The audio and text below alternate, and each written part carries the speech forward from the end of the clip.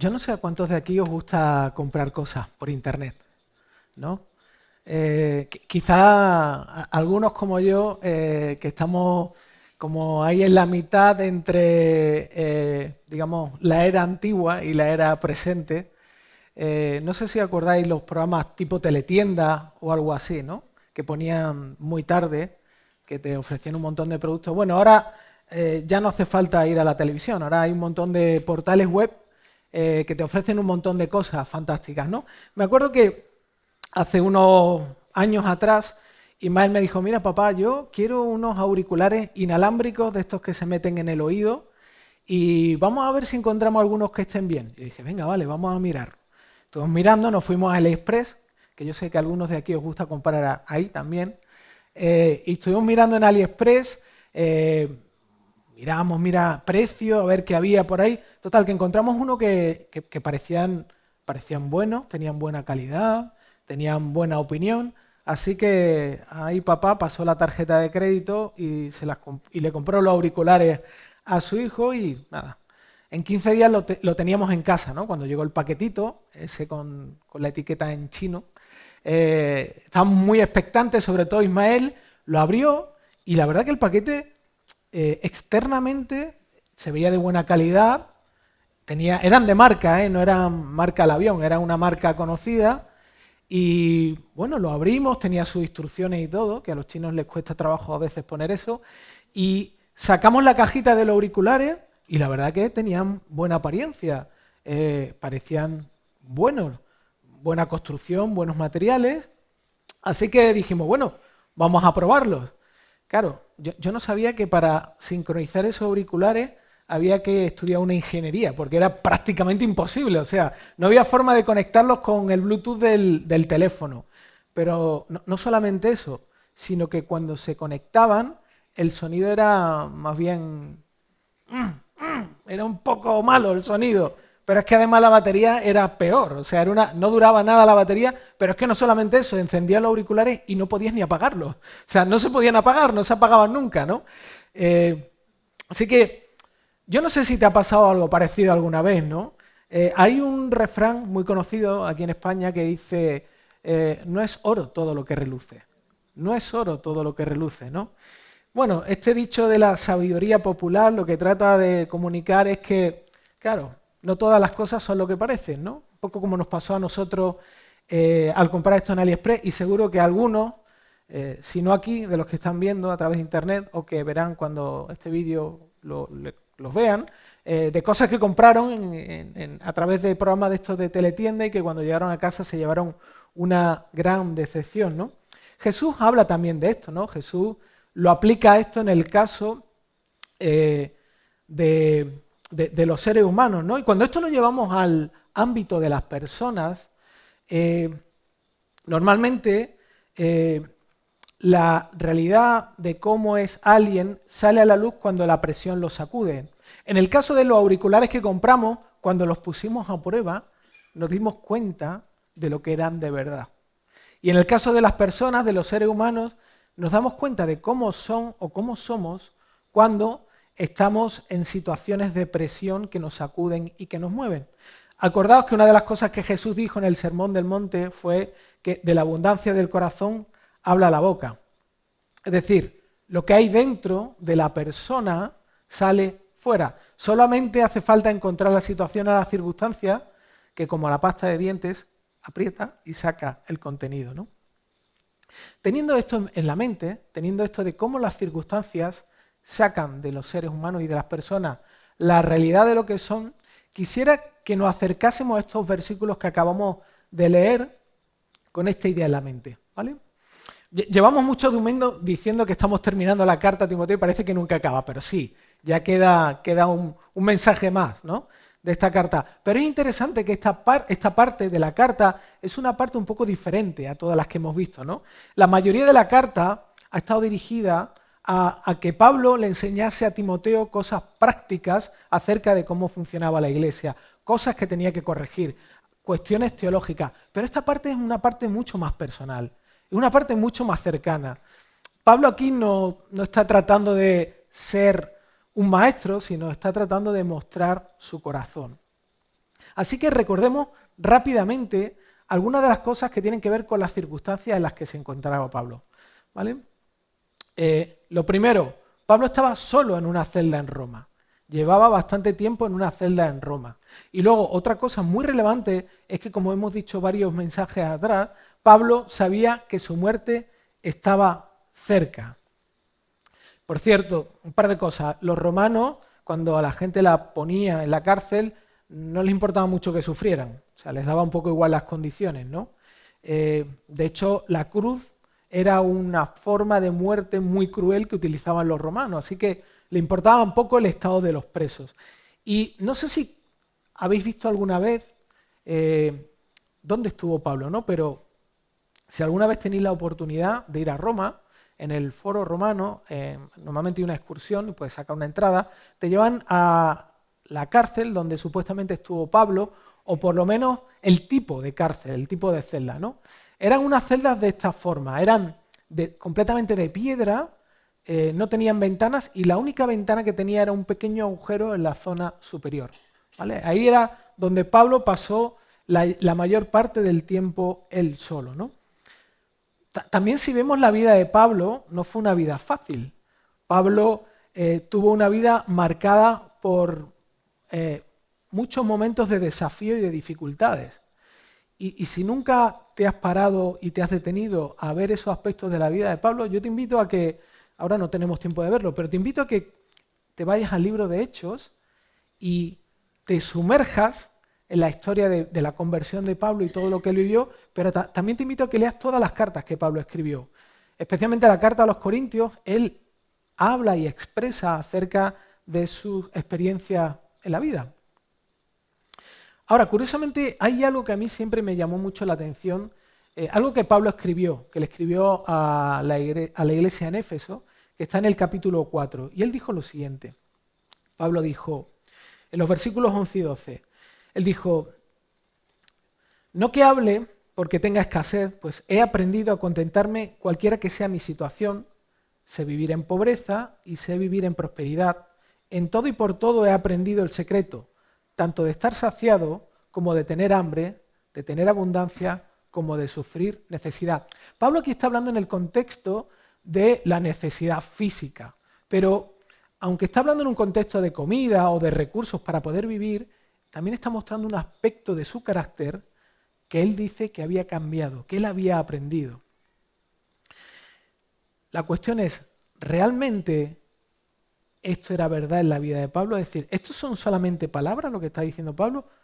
¿Es verdad que Pablo había encontrado algo distinto, diferente?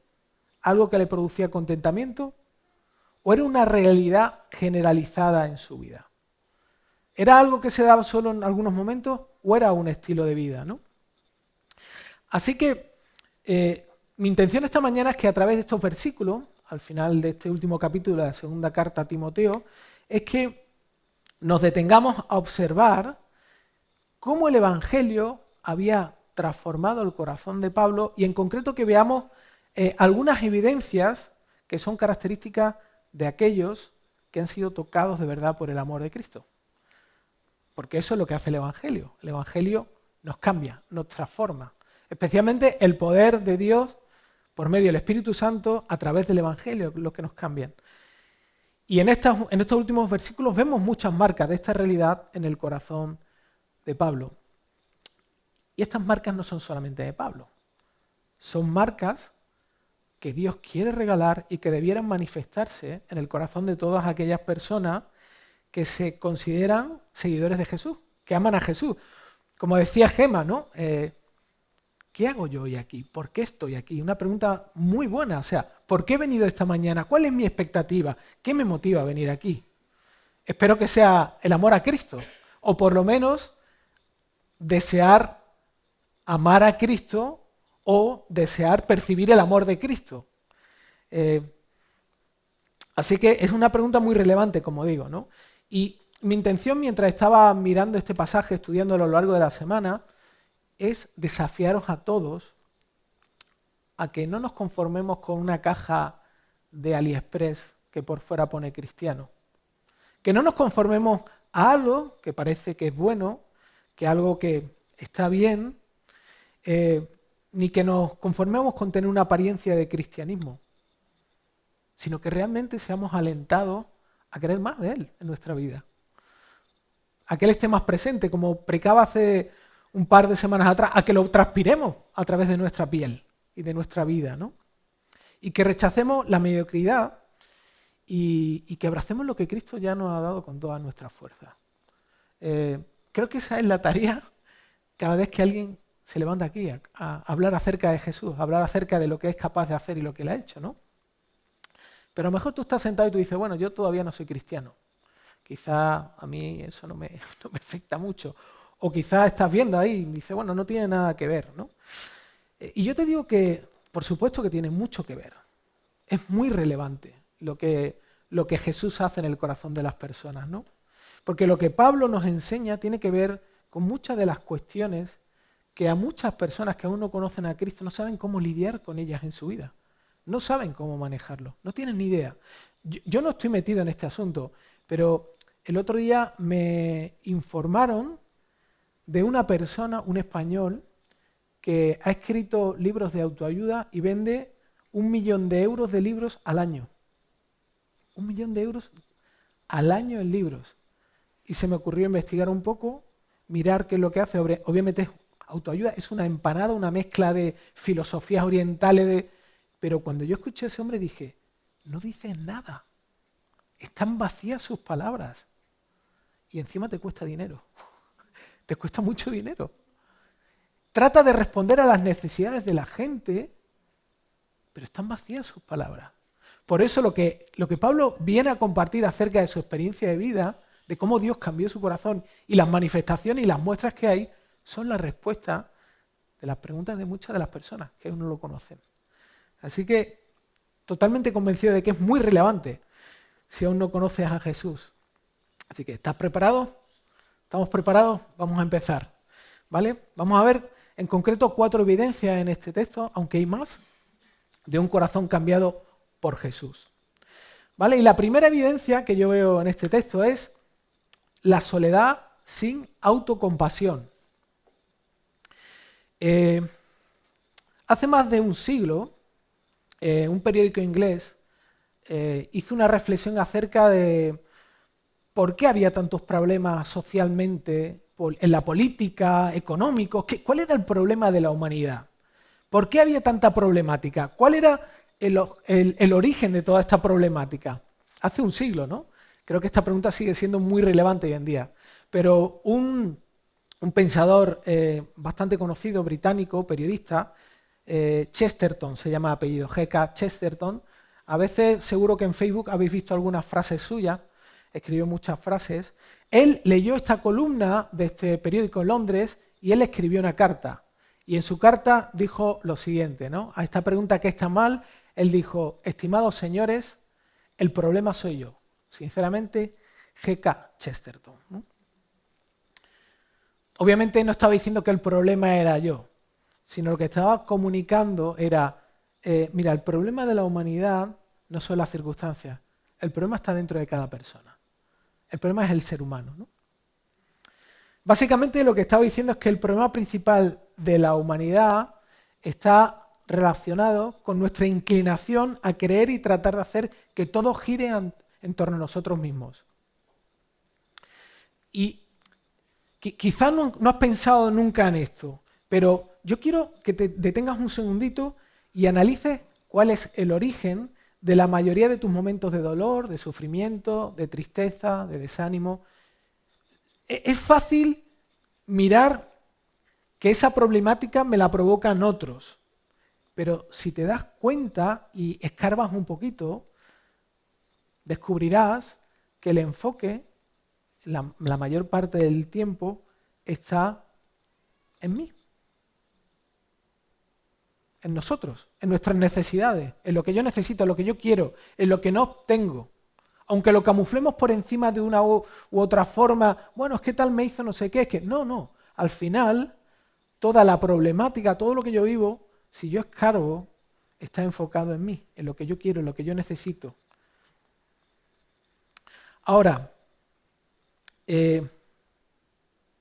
como decía, estos versículos que ha leído Gema expresan el corazón de Pablo en su intimidad más cercana. Está escribiéndole a un amigo, está escribiéndole a Timoteo. Y está expresando de la forma más íntima cómo está él, ¿no? No sé si te has dado cuenta de algo en estos versículos, pero es muy interesante que Pablo no se queja de su estado. En ningún momento Pablo está diciendo, madre mía, yo no sé qué hago aquí. Esto es infumable, ¿no? Pero ¿y por qué a mí esto, no? ¿Y por qué yo estoy viviendo esta situación? Y con lo que yo he hecho, la cantidad de cosas que he hecho buenas. Y ahora es curioso, me estoy acordando ahora, ¿no? Mi hermano, bueno, mi sobrino, se cayó al suelo y se hizo una herida y se golpeó. Y fijaos qué curioso, él es pequeño, tiene 10 años o así. Se cayó al suelo y cuando le da mucho miedo la sangre y todo esto, ¿no? Y cuando se levantó, miró la herida, empezó a gritar y dijo, pero Dios mío, ¿por qué? ¿Por qué me pasa esto a mí? Si yo siempre he sido bueno, si siempre he hecho cosas buenas. Pero fijaos, esto es gracioso, pero fijaos, hay una perspectiva siempre interna de que somos buenos, de que no merecemos lo que nos está pasando, ¿no? De alguna manera debieran retribuirnos nuestras buenas acciones. Pero fíjate que Pablo aquí no se queja de su situación. Pablo no se queja de las circunstancias, ¿no? De hecho, sí menciona que ha sido abandonado, sí menciona que está solo, pero no se queja de esa circunstancia. No hay ni una sola palabra de autocompasión. La autocompasión es un pecado. Es pecado la autocompasión. La autocompasión es un orgullo, estoy tan ocupado de mí mismo que me doy pena de mí mismo y me quedo en mi situación porque primero yo. Y externamente nos da lástima las personas que pasan por ese tipo de circunstancias. Y es verdad, pero la autocompasión es una actitud interna donde yo me aferro a lo injusto que es lo que estoy viviendo, ¿vale? Pablo sabe que está viviendo algo injusto, pero eso no lo domina, eso no es el centro de su vida. Es más, cuando Pablo le está diciendo esto a Timoteo, lo que está haciendo realmente es tratar de alentar a Timoteo porque Timoteo está solo en Éfeso. Él se siente solo allí también y tiene que lidiar con un montón de historias allí. Tiene que poner firme a un montón de personas. Tiene que confrontar a personas y él está solo. Es como si Pablo le estuviera diciendo, mira Timoteo, yo te entiendo, pero no te dejes seducir por tu situación, sino déjate seducir por quien te llamó y está contigo, ¿no? Enfócate no en tus circunstancias, enfócate en aquel que está contigo. Porque si alguien es cristiano, es creyente, ya no está solo. Cristo está con él, a través del Espíritu Santo. No está solo nunca. Y Cristo está activo en tu vida, aunque no lo creas, aunque las circunstancias parezcan decirte lo contrario. Claro, la cuestión es, esto es un regalo, tener a alguien así. La cuestión es, ¿tú tienes a alguien que te ayude así? ¿Tú eres esa persona que ayuda a otro? ¿En qué gastas más tiempo? ¿En la autocompasión o en alentar a otros a buscar más a Jesús en sus vidas? Porque a veces estamos perdiendo el tiempo en nosotros mismos cuando Dios nos da el regalo de poder acompañar a otras personas, de poder mostrarles a Cristo, ayudarlos. Yo cada vez que me junto con alguien a tomarme un café, sí, hablamos de un montón de cosas, abrimos nuestro corazón, pero nuestro objetivo es recordarnos quién es Cristo y quiénes somos en Él. Sí, confesar lo que sabemos que está mal, orar juntos, pero recordarnos quién es Cristo. Ese es nuestro objetivo. Volver a recordar quién es Él y de quién somos, ¿no? Ahora, quiero que observemos otra cosa en el texto que es tremenda, ¿no? Y que se relaciona mucho con lo que acabamos de decir. Y es que Pablo está en la recta final de su vida, en unas circunstancias horribles, y fijaos qué precioso esto. No puede dejar de amar a los demás. No puede dejar de amar a los demás. Fíjate, está en su mente diciendo, bueno, a tal lo mandé a tal sitio, a este otro lo mandé a este otro lado, este va a ir a este lado. O sea, está pensando justamente en otras personas, ¿no? Es decir, una de las evidencias de un corazón cambiado es que muestra una preocupación genuina por el estado espiritual de otros. Esto Tim Keller lo llama, bueno, lo conecta con el autoolvido, es decir, cuando mi corazón está siendo transformado, soy liberado de mí mismo. Yo ya no soy esclavo de mí mismo. Yo soy un amante de Jesús. Y entonces soy libre para amar a otros. Soy libre para servir a otros. Tengo deseo de ver cómo otras personas disfrutan a Jesús, ¿no? Ese es mi objetivo de vida.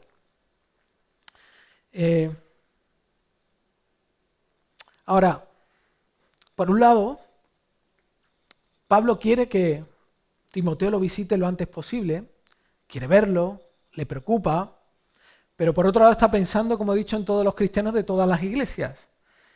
Todas esas iglesias que él plantó, todas esas iglesias cuyo objetivo era, como decía hace un ratito, recordar quién es Jesús, recordar lo que él ha hecho, ¿no?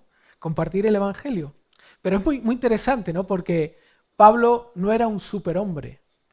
Si has estado atento a lo que ha leído Gema, verás la conexión entre el versículo 9 y 10.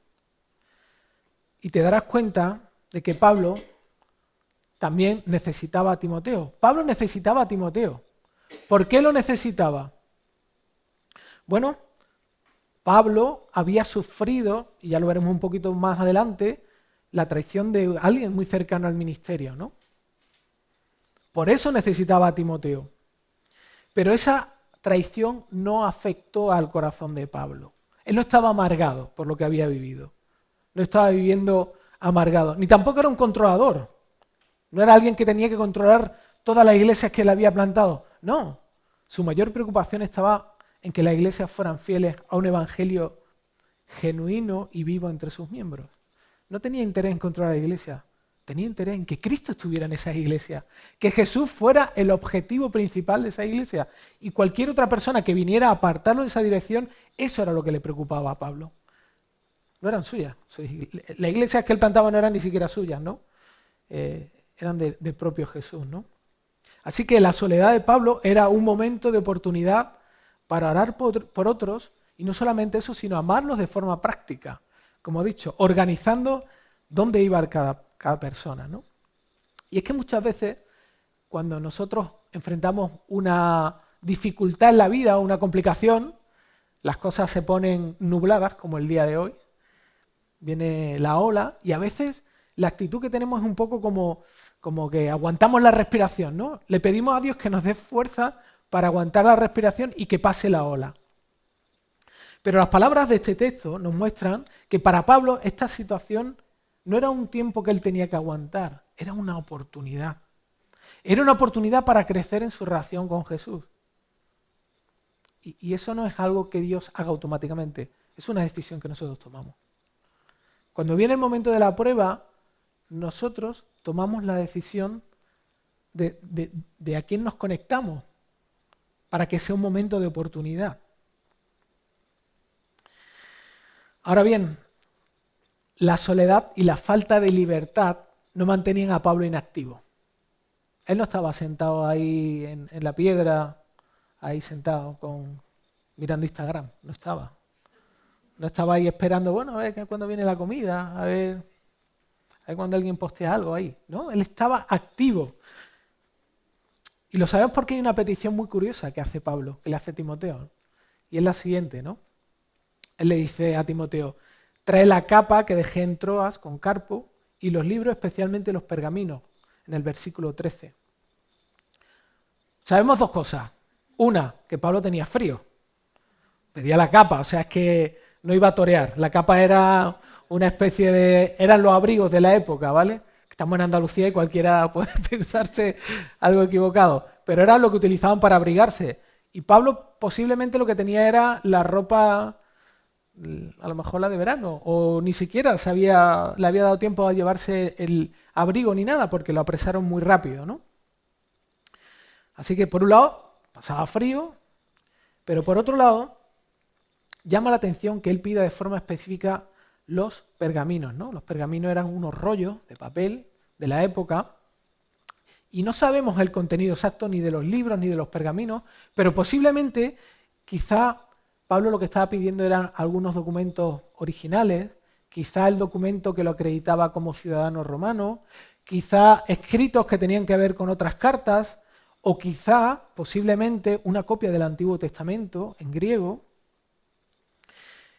incluso papeles para poder escribir las cartas que luego eran entregadas, porque no existía WhatsApp, como sabéis, ¿no? Así que tenía que escribir en papel. Pero independientemente de esto, estaba claro algo, que es que Pablo sabía que una de las formas más eficientes de enfrentar la soledad y todas sus tentaciones era llenando su mente con la verdad escrita. No era algo mágico, no es que Pablo leía el Antiguo Testamento o leía los escritos y aquello eran palabras mágicas, sino era una cuestión de influencia. Era una cuestión de con qué lleno mi mente. Hay un escritor argentino que se llama Borges, que él dijo una frase muy conocida. Él dice: somos lo que leemos y nuestro cerebro se transforma literalmente a través de los textos que introducimos en la mente. Somos una generación que no lee, entre comillas. Quizá leemos poca extensión de cosas, pero sí leemos cosas en las redes sociales, ¿no? Aunque somos una generación muy audiovisual, pero eso nos afecta y la lectura nos afecta. La lectura tiene una ventaja y es que nos obliga a reflexionar, cosa que no nos gusta hacer ahora, por muchas dinámicas, ¿no? Pero Pablo nos enseña que usemos nuestros tiempos muertos y que no los perdamos en pasar el tiempo, ¿no? De hecho, lo que nos invita es que mantengamos la mente ocupada y entrenada para mantener la vista en aquello que es más precioso que cualquier otra cosa, Jesús. De hecho, somos transformados, sí, por la obra de Dios en nuestra vida, pero también porque somos informados a través de lo que Dios ha dejado reflejado en la Biblia. La combinación de ambas cosas. Yo voy a ser directo con todos vosotros. Lo voy a hacer, me voy a dar la libertad. Luego cuando baje me podéis pegar o golpear. Pero yo sé que tú odias el aburrimiento igual que yo. Te cuesta aburrirte, ¿verdad?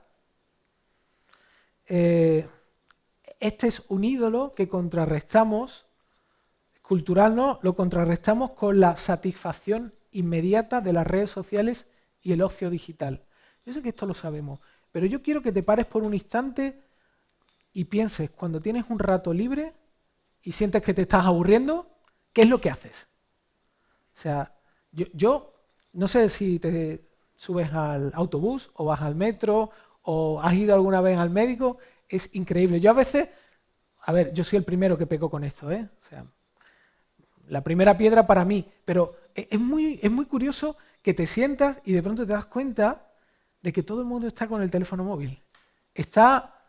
No quiero aburrirme, quiero encontrar algo que me mantenga entretenido de forma pasiva, y ahí tenemos nuestro amigo el infinito, el scrolling infinito que no acaba nunca, y hay más cosas, come más. Pero si te das cuenta, es un ídolo cultural, ¿no?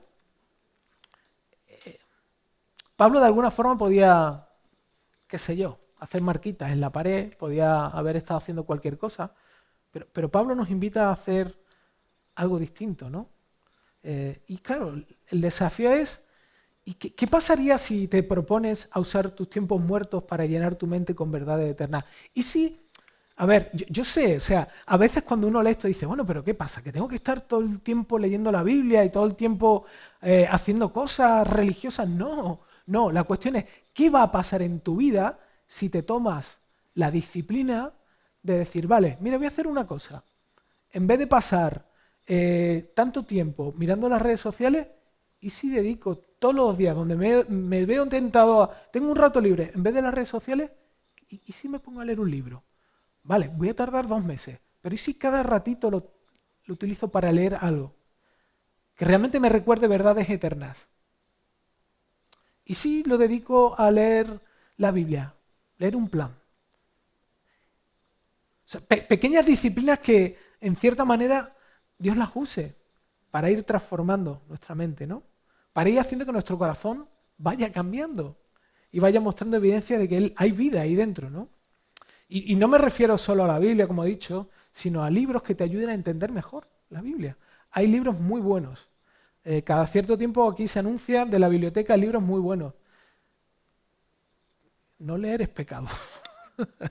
yo, yo sé que estoy diciendo algo que, bueno, me podéis tirar piedra, pero es verdad, es decir, necesitamos leer cosas de calidad, cosas que enciendan nuestro corazón. De hecho, algo que yo estoy haciendo también, y sé que algunos hacéis aquí, es leer libros de personas que no son cristianas para saber cómo piensan, porque no sabemos responder las preguntas de personas que no son creyentes. No sabemos. No sabemos cuáles son sus luchas, no sabemos cuáles son sus dificultades en la vida, no sabemos y somos llamados a comunicar la verdad del Evangelio a personas que lo necesitan. Y a veces yo me he dado cuenta que estamos súper limitados. Obviamente tenemos la ayuda de Dios, pero hay un aspecto que nos corresponde a nosotros. Así que yo os desafío. De hecho, como yo hice, ¿no? Mirar a este hombre que escribe libros de autoayuda y decir, a ver este hombre, ¿cómo trata de ayudar a las personas? Y ver su teología incorrecta, su inconsistencia, ¿no? Y poder responder con el Evangelio. A mí estas cosas me retan mucho, ¿no? Me retan personalmente a desear más a Cristo, de amar más a Jesús y amar más a las personas que no lo conocen, ¿no? Y ahora que se acerca el verano, voy a hacerte también un desafío. Hazte un plan de qué libros vas a leer este verano, pero hazlo. Hazlo, no salgas de aquí diciendo, ¡ay, qué buena idea! Me ha dado David, sí, yo sé que está bien. No, hazlo. Acércate a la biblioteca, mira los libros que hay, pregúntale a Cori, pregunta a Luciela, pregúntame a mí. Y haz un plan para leer libros que de verdad llenen tu tiempo y que puedas disfrutar tus vacaciones. Las puedas disfrutar. De hecho, a mí las vacaciones me ayudan mucho a empezar nuevos hábitos. Cambias la rutina, aprovecha y genera un buen hábito espiritual. Sí, Paco, lo digo por ti también, que puedes leer libros este verano. Bueno, vamos a ver la segunda. Voy a intentar llegar a las cuatro evidencias que tengo, ¿vale? Si no, termino, no quiero alargarme demasiado, si no, termino antes y no pasa nada. Pero la siguiente que veo es la traición sin resentimiento, que es lo siguiente que vemos que Pablo muestra ahí. Si la tecnología quiere responder.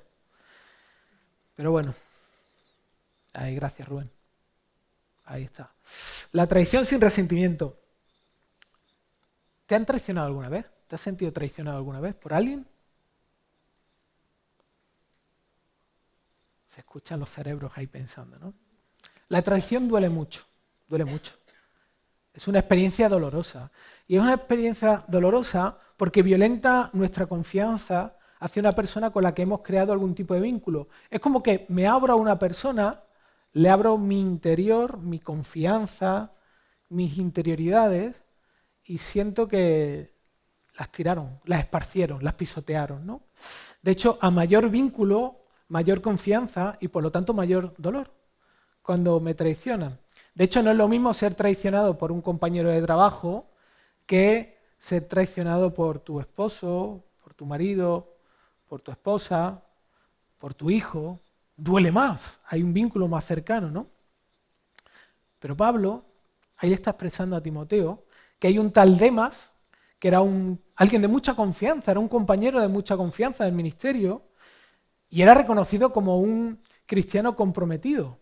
De hecho, Pablo no solamente habla aquí de esta persona, habla en varias ocasiones, entonces las cartas, era un amigo del ministerio, era alguien con quien lidiaban, con quien lloraban, con quien oraban, pero Pablo dice que lo había abandonado. ¿Y cuál fue esa causa de haberlo abandonado? No era una cuestión personal con Pablo, no era algo directo hacia Pablo, ¿no? De hecho, la traición que Pablo dice que cometió Demas era amar este mundo presente. Eso es lo que dice, ¿no? Que en realidad significa que Demas había intercambiado a Jesús por otra cosa como objetivo de vida. Eso era abandonar a Jesús. Había cambiado a Jesús por otra cosa. Ahora la cuestión es, ¿nosotros tenemos que rechazar este mundo presente? ¿Tenemos que dejarlo? ¿Tenemos que abandonarlo? Por supuesto que no, porque si lo piensas por un instante, todos amamos de una u otra forma las cosas de este mundo presente, ¿no? Tú amas a tus padres, espero. Cuando eres adolescente no mucho, pero cuando te haces mayor empiezas a amarlos más, ¿verdad? Amas a tus hijos, ¿no? A tu cónyuge, a amigos, los amas, ¿no? También amas las vacaciones, la comida, el placer, el descanso. Si no, no lo haríamos, ¿no? O lo hacemos porque las amamos, porque las disfrutamos.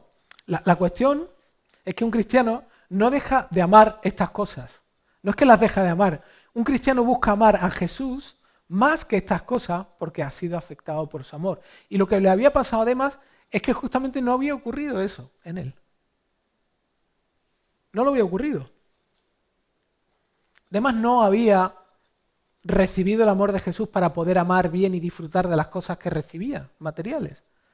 Porque finalmente estas lo atraparon más, ¿no?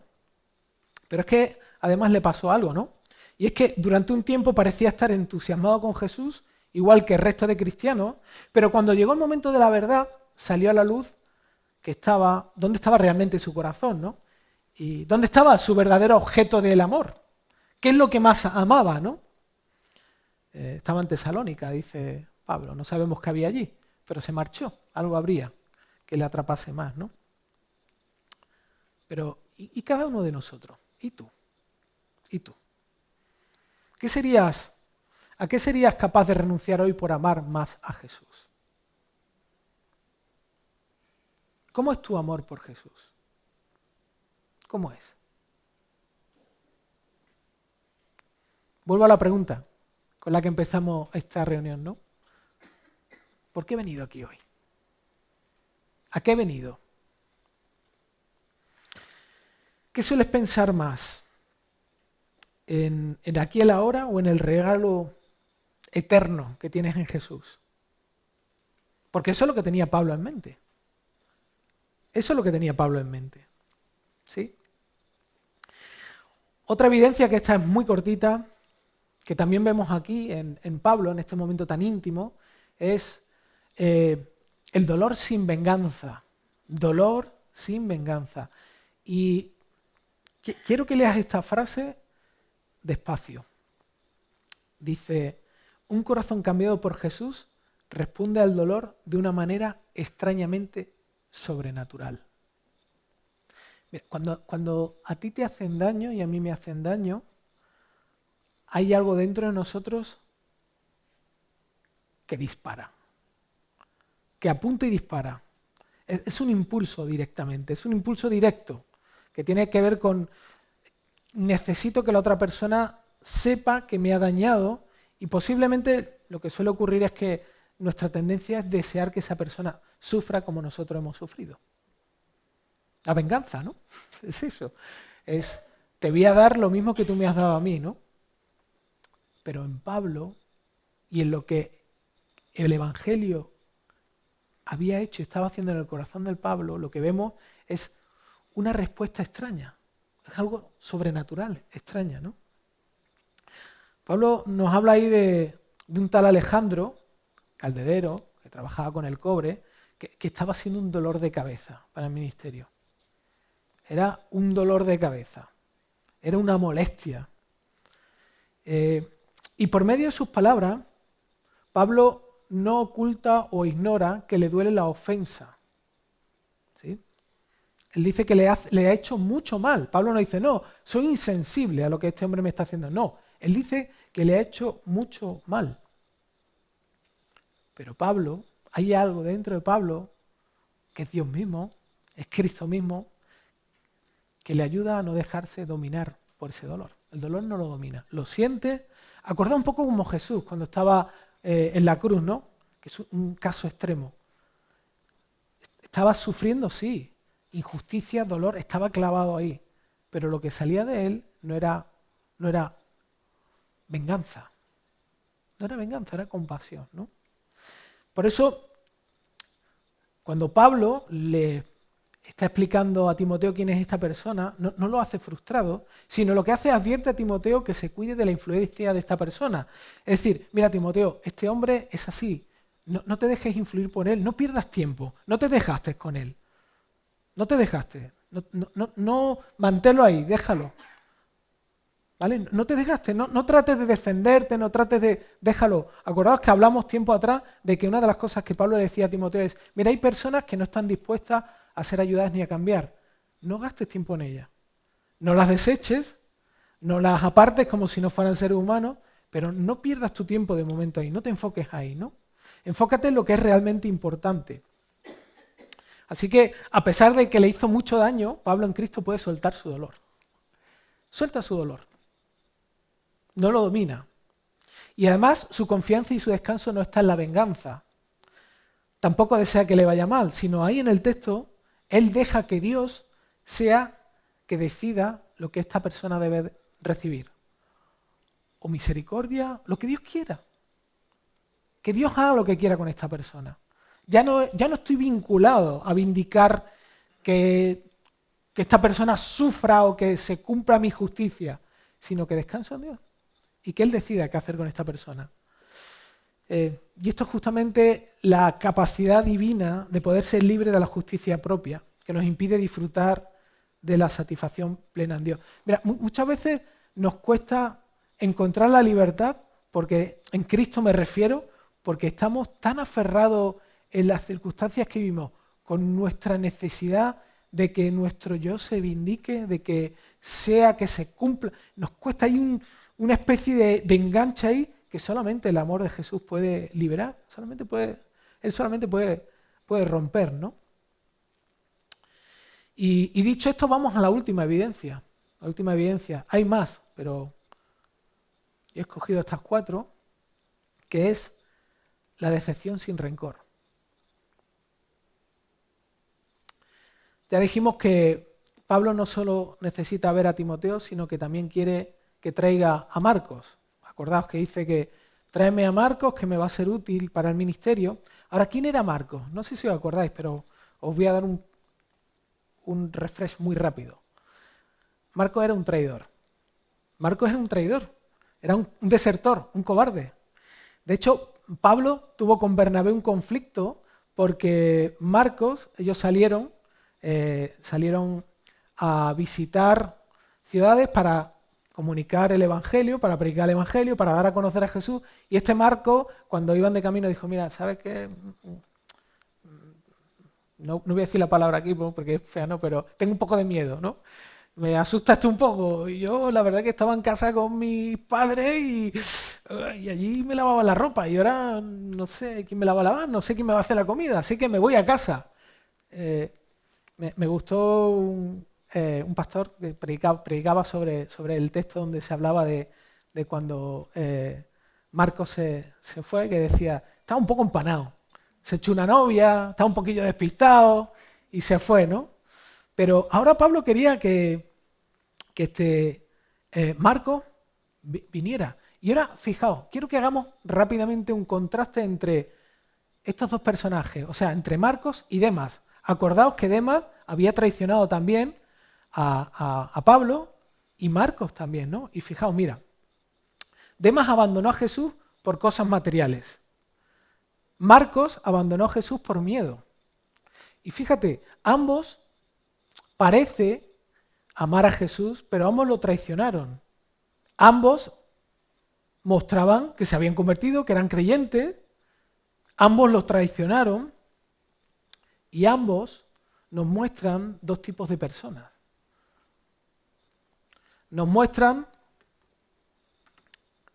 dos tipos de personas muy diferentes. Y para explicaros esto quisiera usar la ilustración de una brújula.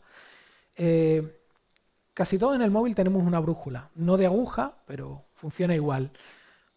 La brújula es un instrumento muy antiguo que tiene dentro una aguja flotante que está magnetizada y esa aguja siempre está alineada con el campo magnético de la Tierra, siempre, ¿vale?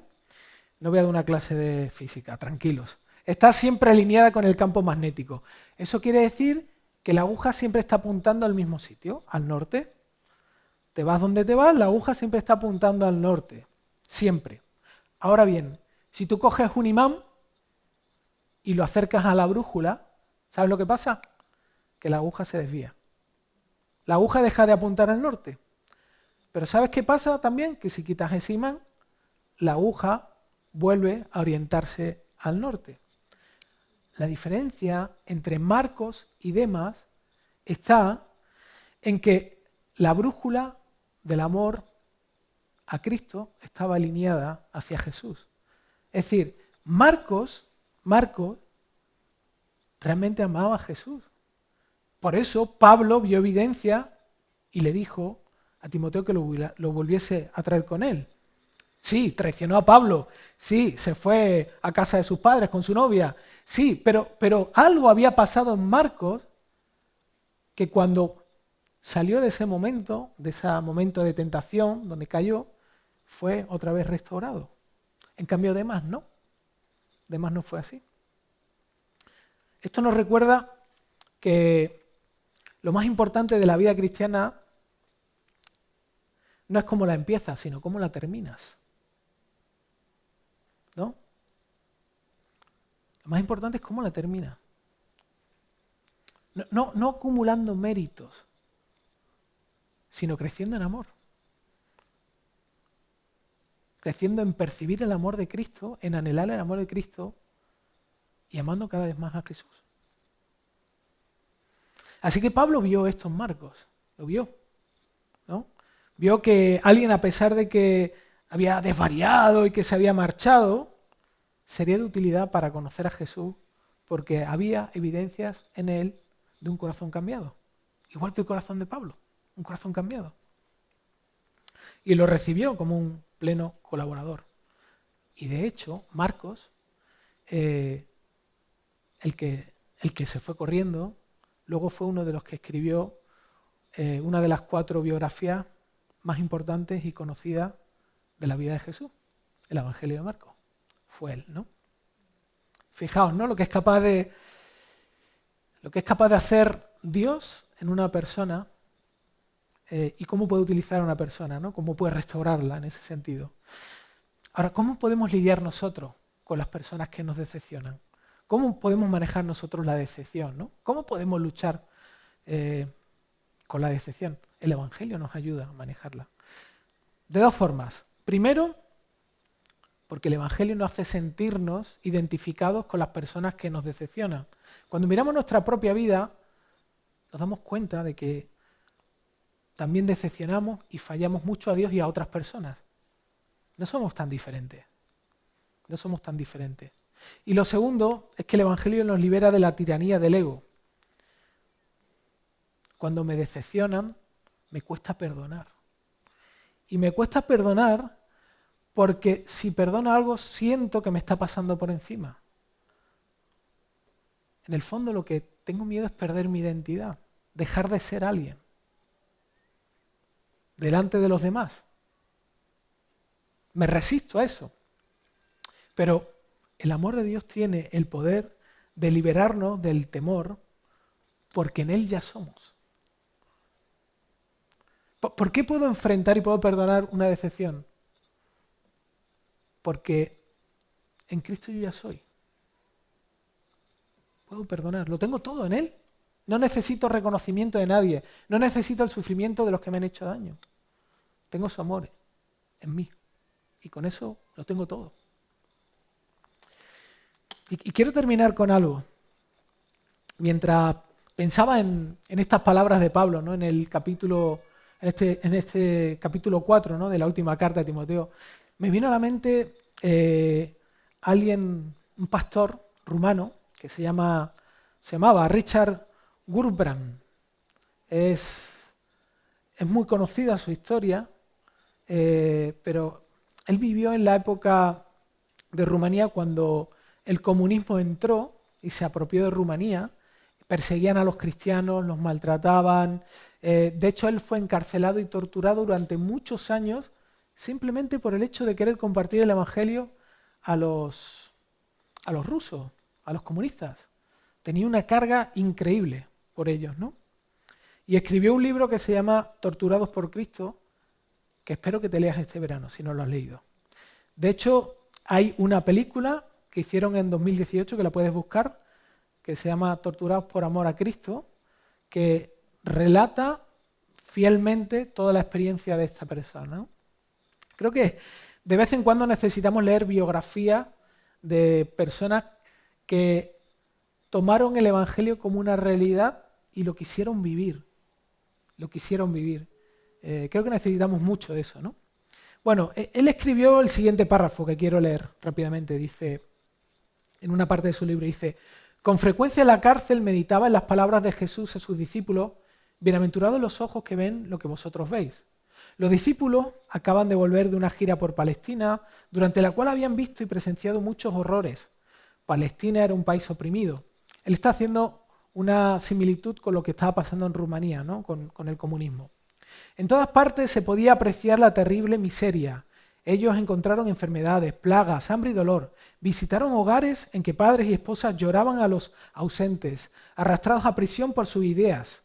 Aquello no tenía nada de hermoso. Sin embargo, Jesús le dijo: bienaventurados los ojos que ven lo que veis vosotros.